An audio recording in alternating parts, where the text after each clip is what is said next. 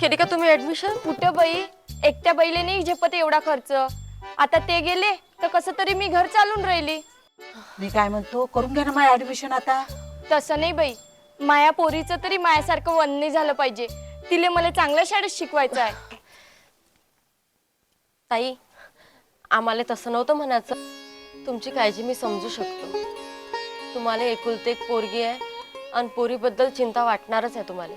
पण ताई, तुम्हाला पुढचाही विचार करावा लागेल ना।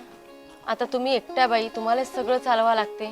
तुम्हाला खरंच तो खर्च झेपणार आहे काय? काय कमी खर्च राहते त्या शाळेचा?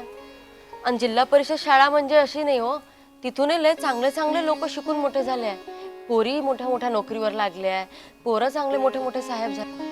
तुमच्या पोरीला योग्य ते शिक्षण देण्याची जबाबदारी आमची। कसं आहे ताई, मराठी भाषा टिकण्यासाठी मराठी शाळा तर टिकली पाहिजे आणि तुमच्यासारख्या लोकांसाठीच हे शाळा आहे।